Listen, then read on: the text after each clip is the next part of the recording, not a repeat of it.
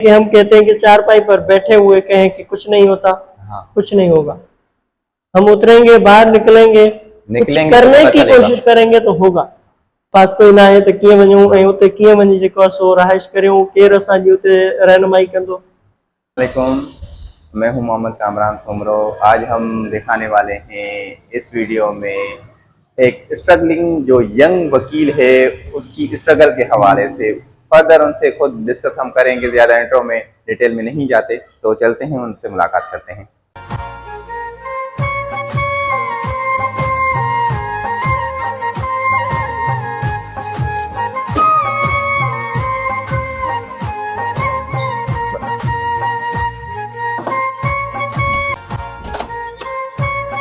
अस्सलाम वालेकुम सिराज साहब, ठीक है? वो तबीयत ठीक है? ये भी लाइफ गुजरे। अच्छा सिराज साहब, आज हमने सोचा कि हमारी जो ऑडियंस है तो उनको एक स्ट्रगलिंग जो है बैचलर की स्टोरी सुनाई जाए। आपका ताल्लुक कहाँ से है? सर मैं बेसिकली डिस्ट्रिक्ट नौशेरा फरोज से हूँ। मेरा तहसील नौशेरा फरोज, होम टाउन पटीजन है। अच्छा, आपका बैकग्राउंड के हवाले से थोड़ा सा। मैं अपने इस जो आपने मुझसे सवाल किया है कि बैचलर लाइफ स्ट्रगल, जी, स्ट्रगलिंग ऑफ बैचलर लाइफ क्या है। सर इसमें देखें कि बैचलर लाइफ में जो स्ट्रगल हम करते हैं वो एक ऐसी स्ट्रगल होती है कि नामुमकिन को मुमकिन करने के लिए कोशिश करता है कोई स्टूडेंट, किसी भी डिपार्टमेंट से उसका ताल्लुक हो। कोई एक डिपार्टमेंट नहीं है, मगर लॉ डिपार्टमेंट के लिए जो है वो स्ट्रगल अलग से होती है। जी, ये भी कहा जाता है कि लॉ जो डिपार्टमेंट की है वो डबल स्ट्रगल हो जाती है। डबल स्ट्रगल हो जाती है और पूरी लाइफ में स्ट्रगल होती है तभी। अच्छा, आपकी जो है स्टडी वगैरह नौशेरा फेरोज से थी या फिर कराची से आपने? नहीं सर, मैं जो है मेरी इंटरमीडिएट अपने होम टाउन से। अच्छा, उसके बाद आप कराची आ गए? और ग्रेजुएशन भी मैंने अपने ही जो है डिस्ट्रिक्ट से की है। वहाँ पर एफिलिएटेड लॉ कॉलेज है मेरा, शहीद बेनज़ीर भुट्टो लॉ कॉलेज, जो एफिलिएटेड है सिंध यूनिवर्सिटी जामशोर से। बिल्कुल, वहीं पर हमने LLB की। प्रैक्टिस के लिए आप यहाँ पर कराची में जी आ जाए। तो नौशेरा फेरोज से जब आप यहाँ पर कराची में आए तो यहाँ पर क्या आपके जो है ताल्लुकात थे या फिर वैसे ही रैंडमली आ गए और जो है अपने हिसाब से प्रैक्टिस स्टार्ट सर शुरू कर? यहाँ पर मेरे आने के शुरुआती दिनों में जो मेरी सोच चल रही थी वो ये थी कि दो बड़े सवाल थे मेरे जहन में। आया कि मैं अगर कराची जा रहा हूँ तो मेरे पास कोई ऐसा सोर्स जिसे हम सिंधी जुबान में कहते हैं तो वास्तो बिल्कुल ऐसा कोई, हाँ, वास्तो ना आहे त कीअं वञूं ऐं उते कीअं वञी जेको आहे सो रहाइश करियूं, केरु असांजी उते रहनुमाई कंदो। इस तरह के बहुत सारे जो सवाल थे और बड़े से बड़ी चीज़ ये थी कि हम गांव के लोग हैं तो मैंने वहाँ बहुत सारा सुना है कि कराची में रहना, खाना पीना, बड़ी बात पानी की सहूलियात कम होती है। बिल्कुल, जो होती है वो भी खारा पानी होता है। वो भी खारा पानी होता है, पीने के काबिल नहीं होता और पीने वाला पानी जो है वो खरीदना पड़ता है। और यहाँ तक कि हम जो पानी नहाने के लिए इस्तेमाल करते हैं, बर्तन वाश करने के लिए इस्तेमाल करते हैं, कपड़े धोने के लिए इस्तेमाल करते हैं, वो भी पानी कराची में हमें खरीदना पड़ता है। सही है, ठीक है सर, यानी कि हर एक चीज पैसों से खरीदनी पड़ती है। मगर अल्हम्दुलिल्लाह हुआ ऐसे कि सवाल तो बहुत सारे थे। मैं एक ऐसे शशवपन में था कि मुझे मालूम ही नहीं था कि मुझे जाना है मगर जाऊंगा कैसे। तो अचानक से ही एक सोर्स निकल आया, अपना दोस्त निकला बड़ों का, हमारा सर खलील अंसारी साहब, जिससे मिलने के लिए मेरे अंकल हैं, उन्होंने मुझे कहा कि बेटा ये फ़ोन नंबर ले ले, आप कराची चले जाएं। मैं यहाँ कराची चला आया उन दोस्तों के साथ जिनके साथ हमने LLB अपने लॉ कॉलेज में साथ में की। हमने रिहाइश ले ली और मुझे अपने चाचू ने ये कहा कि वहाँ जाकर सबॉर्डिनेट तौर पर या हाई कोर्ट पर काम करता है हमारा दोस्त है सर खलील अंसारी साहब, आप उनसे मिलिए, वो आपको टोटली गाइडलाइन देंगे। तो मैंने यहाँ मैं आया हूँ 3 अक्टूबर 2025 को। अच्छा, कराची में 2025 में आप आए। हाँ, कराची में अच्छा 3 अक्टूबर 2025 को आया और 4 अक्टूबर 2025 को सैटरडे का दिन था। मैंने कराची में सिटी कोर्ट में जाकर सर खलील अंसारी साहब को कॉल लगाई अच्छा और मैंने कहा सर मैं फलां का बेटा फलां का भतीजा आपके सोर्स के हिसाब से आया हूँ, आपसे मिलना है। सर ने मुलाकात का वक्त दिया और बड़ी इनायत फरमाई और यहाँ तक कि आज भी कराची में अगर रह रहे हैं तो बड़े से बड़ा सोर्स हमें उनका है।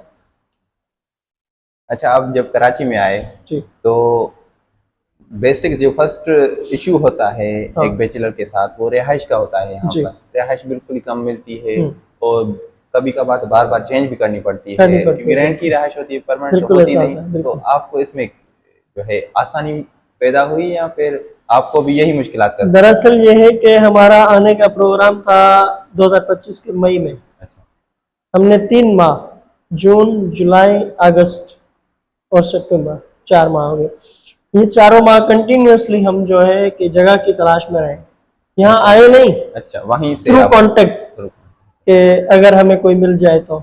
मगर बात करते करते एक हमें दोस्त मिल गया, उसने कहा कि मेरी फैमिली जा रही है गांव, मेरा अपना फ्लैट है पंजाब कॉलोनी कराची में, आप आ जाएं, आपको मैं जगह दे देता हूँ। सही। हमें सोर्स पर मिल गई, मगर ये भी 3 माह के बाद मिली है। अच्छा, तो ऐसे समझो कि हमने सोर्स पे ले ली, अगर किसी का 3 माह सोर्स नहीं है कंटिन्यूअसली आप जो है हाँ ढूंढते रहे। ढूंढते रहे। अच्छा कराची में होते तो वो अलग सा रहने का खर्चा परेशानियां वगैरह वगैरह सही। उठानी पड़ती, मगर वहां पे बैठकर हमने बातचीत की, ये भी 3 माह हमें लग गए और जगह हमें मिली अल्हम्दुलिल्लाह, आज हम उसमें रह रहे हैं। उस हिसाब से अगर देखा जाए तो एक बैचलर स्टूडेंट को या बैचलर लाइफ रहने वाले वकील को या डॉक्टर को, किसी को भी, खास तौर पर कराची में बैचलर के लिए जो रेंट हायरिंग प्लेसेस हैं वो बहुत झांकने के बाद लोग देते हैं, हाँ ऐसे नहीं देते इसीलिए कि आप आ जाएं रह लें, पूरी क्योंकि एक बहुत रिसर्च करते हाँ हैं बहुत सारे कि मामला कौन है, हैं, क्या काम करता उन है। उन चीज़ों को देखना पड़ता है। बाज़ औक़ात ये होता है कि लोग बताते भी हैं मैं ये करता हूँ, मेरा ये काम है, मैं इस हिसाब से पढ़ता हूँ या ये मेरा प्रोफेशन है, तब भी यहाँ के जो लोग हैं वो देखते हैं कि आया ये कहीं कोई हमें दूसरी बात तो नहीं बता रहा, हम्म, तो उस चीज़ को भी वो झांकते हैं, उसके बाद फिर होता है। वैसे ही होता है। हाँ, और ये विदाउट सोर्स या विदाउट एनी इंफॉर्मेशन बाहर निकलने के लिए बड़ी बात तो ये है कि हम कहते हैं कि चारपाई पर बैठे हुए कहें कि कुछ नहीं होता, हाँ कुछ नहीं होगा। हम उतरेंगे, बाहर निकलेंगे, कुछ निकलेंगे तो करने पता की चलेगा। कोशिश करेंगे तो होगा। आज थोड़ा हुआ, कल आधा होगा, अगले दिन पूरा होगा। सही। अच्छा, अभी आप जिस फ्लैट में रह रहे हैं उसमें जी एक रूम में कितने लोग स्टूडेंट्स रहते हैं या जो आपके साथ काम करते हैं? सर, हम जिस रूम में रह रहे हैं पंजाब कॉलोनी में, एक वेल फर्निश्ड फ्लैट है जिसमें हमारे पास 3 कमरे हैं। ऐसा समझे कि वो एक वेल डिसिप्लिन्ड वे में जो है बनाया गया है, मालिकान खुद उसमें रहते थे, तो फैमिली के हिसाब से टोटली अशिया वहाँ पर मौजूद है। हम 3 बंदे रह रहे हैं अपने रूम में, हम तीनों वकील हैं।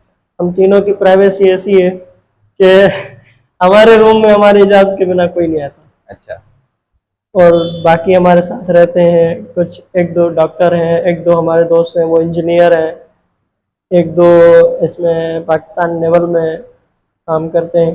मगर हर किसी की जो प्राइवेसी है, सिक्रेसी है, रहने का अंदाज़ है, अपना अपना है। मगर अल्हम्दुलिल्लाह हम एक फ्लैट में ऐसे समझे कि एक फैमिली के हिसाब से रह रहे हैं, मगर कमरा हर किसी कमरा का अलग अपना है। अपना है, उस हिसाब से रह रहे हैं। अच्छा, जब आप फर्स्ट टाइम यहाँ पर कराची जी में आए तो पंजाब कॉलोनी जो है बस स्टॉप से काफ़ी दूर है, तो जी वहाँ तक यहाँ से वहाँ तक पहुँचने के लिए आपको कोई ऐसा इशू तो नहीं दरपेश आया? नहीं, फर्स्ट टाइम ढूंढने में थोड़ी सी मुश्किल होती है कि फ्लैट कहाँ पर है। बिल्कुल भी नहीं, बिल्कुल भी नहीं। ये इसका मिसाल ऐसे है कि अक्सर जो नए लोग होते हैं वो इसमें इस उलझन का शिकार होते हैं, हाँ, मगर मैं सर पहले घुमा बड़ा हुआ शहर है हूँ, क्योंकि इस वजह से। मैंने शहरों को देखा हुआ है, कुछ मालूमात थी, इस वजह से हमें कोई तकलीफ तो नहीं हुई। मगर ये है कि यहाँ पर हर चीज़ का साइन बोर्ड लगा हुआ है, तो हमें कोई इश्यूज नहीं है। बड़े से बड़ी बात यह है कराची के अंदर जितना एक कंजेस्टेड पॉपुलेशन है, उस हिसाब से यहाँ पर एक बड़े से बड़ी सहूलत जो है हमारे पास गूगल मैप है। ऐसे ही है, अगर कोई यूज़ करे तो आसान। पूरी कराची के लोग, मैं कहता हूँ भले 50 साल से यहाँ रहने वाला हो, गूगल मैप का सहारा लेगा तभी वो कुछ ना कुछ कर पाएगा और रास्ते से चल पाएगा। हम तो हर रोज यूज करते हैं, इवन के हम उस गूगल मैप की मदद से हर रोज अपने वर्किंग प्लेस पर जाते भी हैं, वहाँ से वापस आते भी हैं। वो कैसे कि हम थ्रू बाइकिया आते जाते हैं, तो बाइकिया का जो भी सिस्टम है ये सारे का सारा गूगल नेटवर्क से जॉइंट है। अच्छा, तो आप खाने वगैरह का सिस्टम है वो आप होटलिंग करते हैं या फिर अपना ही जो है? सर हम प्लेट पे होटलिंग करते हैं। अच्छा, डेली बेसिस पे होटलिंग करते डेली बेसिस पे करते हैं, इसलिए कि सुबह के वक्त में हर किसी को अपने अपने हिसाब से उठना पड़ता है, तैयार होना पड़ता है। अच्छा, इसमें तो 1 डे का हिसाब लगाया जाए तो कितना पर जो है बैचलर खर्चा आ जाता है होटलिंग का? पर डे हमारा रहना, खाना पीना और साथ में जो हमारा बाइक पेट्रोल खर्च वगैरह हो जाता है। सिर्फ होटलिंग का बंदे मैं पूछना चाहता हूँ। सिर्फ होटलिंग का आप पूछते हैं तो 600 से 700 का हो जाता है डेली का? डेली का अच्छा, हो जाता है। और ओवरऑल अगर देखा जाए, जैसे बाइकिया का हो गया, कहीं पे आप ट्रेवल करते हैं, ये पर डे का एक बैचलर स्टूडेंट का कितना खर्चा आ सकता है? 1100-1200 हो जाता है अच्छा, डेली का खर्चा डेली आता का आ है, जाता यानी कि 30-32 हज़ार मंथली जो है एक आराम आम से से। आम स्टूडेंट का खर्चा आ सकता है। आराम से आ जाता है अच्छा जी। अच्छा, अगर कोई दो जो हैं रूममेट आपस में होटलिंग करें या फिर कहीं ट्रेवल करें, क्या उनकी ज़्यादा बचत होती है या फिर उनका भी सेम एक खर्चा? जी हाँ, बिल्कुल होती है सर। देखें कि मैं एक छोटा सा मिसाल देता हूँ होटलिंग का। हाँ अगर सुबह के टाइम में अकेला ही जाकर होटल पे बैठता हूँ, मैंने ऑर्डर कर दिया, मैंने अंडा पराठा कह दिया जी या सिंगल प्लेट कह दी और पराठा कह दिया, उसके बाद चाय पी ली, बट तो ये मेरा बन जाता है 150 का। ऐसे ही अकेले का अकेले का 150 150 बनता है। अगर हम 2 बंदे बैठते हैं और हम अंडे पराठे पराठे 2 कह देते हैं, एक अंडा होता है और 2 कट कह देते हैं, तो इसमें हमारा जो खर्चा आ जाता है वो आ जाता है 250। ऐसे हमारा 50 रुपए का जो है वो बच बचत हो जाएगा। जाती है हाँ, डेली का बेसिस डेली बेसिस पर। ये एक टाइम का नाश्ते वाली बात कर रहे हैं। अगर हम लंच करते हैं उसी हिसाब से तो एक बंदे का आएगा 200 का। अगर 2 बंदे साथ में बैठकर खाते हैं तो 350, उसमें भी 50 रुपए का हमारा जो है प्रॉफिट होता है, हमें वो अच्छा, बचत। यहाँ पर आप टाइम मैनेजमेंट किस तरह से करते हैं, क्योंकि आप एक साइड पे वर्क कर रहे हैं, प्रैक्टिस जी कर रहे हैं अपनी लॉ की, जी और जो है जाहिर सी बात है दोस्तों से मुलाकातें होती हैं कहीं पर, तो इसका टाइम मैनेजमेंट कैसे करते हैं? इस हिसाब से आप ज़्यादा वक्त किस चीज़ को देखते हैं? सर, यहाँ पर टाइम मैनेजमेंट की जो बात है ना, तो सुबह को 6 बजे उठते हैं, जी, अल्लाह सुब्हानहू व अर्ली तआला का मॉर्निंग आप नाम उठ जाते लेते हैं? हैं अल्हम्दुलिल्लाह। उसके बाद फिर मैं अपने रूम में सबसे पहले उठता भी हूँ, सबसे पहले फ्रेश होकर निकलता भी हूँ बाहर 7 बजे। अच्छा 7:30 बजे मैं रेस्टोरेंट पे आ जाता हूँ, नाश्ता करके निकलता हूँ। 8:05-10 पे मैं कोर्ट पहुँच जाता हूँ। कोर्ट पहुँचा, उसके बाद जो ज़रूरी काम करने होते हैं, लॉकर से फाइल उठाने हैं या डायरी मेंटेनेंस में देखना है कि आज कौन कौन से केसेस हैं मेरे, वो मैं 5 या 10 मिनट में देखने के बाद फिर चला जाता हूँ कोर्ट में। हमारी कोर्ट की जो टाइमिंग है ऑलमोस्ट सिंध में तो हमारे यहाँ 3:30 बजे तक कोर्ट्स जो हैं, कोर्ट कचहरी ओपन होती है, तो हम पार्ट टाइम आप बिजी रहते वर्क हैं। कोई नहीं करते? सर, पार्ट टाइम का हमें टाइम मिले तो हम करें। देखें 3:30 प्रैक्टिस बजे को हम जाहिर सी कोर्ट बात से है, फ्री होते हैं, उसके बाद साथ ही ऑफिस है, ऑफिस जाते हैं तो नेक्स्ट डे का जो काम होता है उसको देखना पड़ता है। वो हमें आज नहीं मालूम कि कल वाला काम कितना है। अगर हम ऑफिस जाएंगे, इंडेक्स देखेंगे, तो केसेस में हमें पता चलेगा कि कल कौन कौन से केसेस में डेट है, कौन कौन से केसेस में अपीयर होना है। हालांकि कभी कभी ऐसा होता है कि सारे के सारे केसेस हमें जो है सिटी कोर्ट में भी नहीं होते। हाँ, कोई एक आधा केस हमारा मलिर कोर्ट में चला गया, कोई एक किसी स्पेशल कोर्ट में चला चला गया या हाई कोर्ट में चला गया, तो हम 3-4 बंदे हैं तो आपस में पहली बात तो हम काम डिस्ट्रीब्यूट करते हैं कि किसको कहाँ जाना है, और दूसरी बात ये है कि जिसको भी जहाँ जाना पड़ता है उसकी टाइम मैनेजमेंट ये होती है कि कोर्ट से फारिग होने के बाद ऑफिस में 2-3 घंटे देता है। सही। यहाँ के टाइम के मुताबिक आपको मैं बताऊं कि 6-6:30 बजे हम ऑफिस से फारिग हुए। अब जबकि ये शाम वाला टाइम होता है, ये कराची के अंदर रश है बहुत रोड पर। हम सिटी कोर्ट से पंजाब कॉलोनी तक आधा घंटा पौना घंटा हमें लग जाता है, क्योंकि हम वापसी का जो ट्रेवल करते हैं वो थ्रू कार करते हैं। थ्रू कार आते हैं तो हमारा जो ट्रेवल है वो आधे से पौना घंटा या घंटा भी लग जाता है ट्रैफिक कभी ज्यादा होता है कभार। उस टाइम पे। या कोई काम पड़ गया रास्ते में हम रुक गए, हाँ, ऐसा समझे कि हम 7:30 बजे 7 बजे घर पहुंच जाते हैं। उसके बाद थका हारा बंदा आता है तो उसको आधा यानी घंटा 12 1 घंटे घंटा आप काम करते हैं। बिल्कुल उसको रेस्ट चाहिए। हम ऐसे ही है। तो फिर हम बैठते हैं अपना एक्स्ट्रा वर्क करने के लिए, किसी बुक रीडिंग के लिए, या थोड़ा सा टाइम बैठकर अपने घर वालों को कॉल शॉल कर ली, उनसे बात कर ली। अगर ये भी हर रोज हमें टाइम नहीं मिलता, हाँ, हमें ऐसे समझे कि 9 से 10 हो जाते हैं, फिर हम निकलते हैं डिनर के लिए, वो भी होटलिंग पे। अगर कोई दोस्त साथ में है तभी ठीक है, नहीं है तो भी जाना पड़ता है।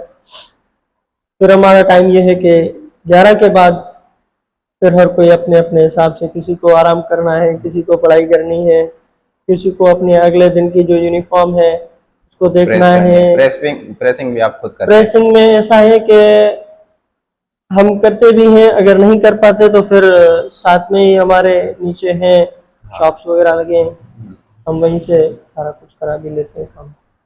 तो ये टाइम मैनेजमेंट जो है यहाँ पर करनी पड़ती है। अगर टाइम मैनेजमेंट नहीं है तो कोई भी काम जो है ना आप ढंग से नहीं कर ऐसे पाएंगे। ही है। टाइम मैनेजमेंट ज़रूरी है किसी भी काम को देखने और उसको परसू करने के लिए। थैंक यू सिराज साहब, आपने Thank हमें you. वक्त दिया। Thank you so much.